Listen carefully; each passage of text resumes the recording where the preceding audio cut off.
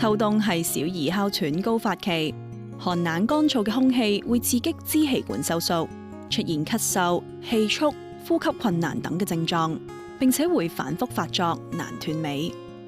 香港咧有8至10% 嘅小朋友咧都有哮喘，中醫就認為誘發哮喘係因為人體裏邊嘅痰飲內服，當停積咗喺肺裏邊嘅水液代謝失常咧，就會變成一啲痰濕。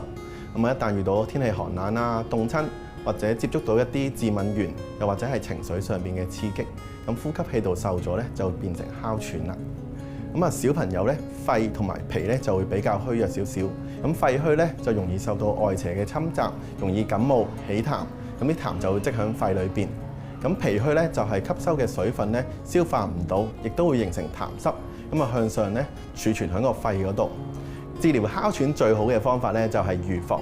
一般我哋會喺夏天咧做天灸，選擇3伏天嘅時間啦，做啲穴位敷貼，達到溫通經絡、去寒除濕嘅效果。同時亦都可以按摩一啲穴位，例如係膻中或者足三里，咁就可以舒緩呢個胸痛氣喘，亦都可以調理脾胃。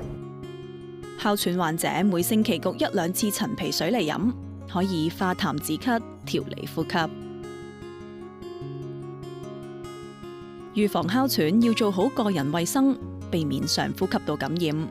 病好之後做啲輕鬆嘅運動，鍛煉體魄。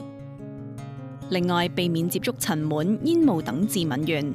千祈唔好飲凍飲，以免刺激氣管。甜食、肥膩嘅嘢食容易惹痰，少食為妙。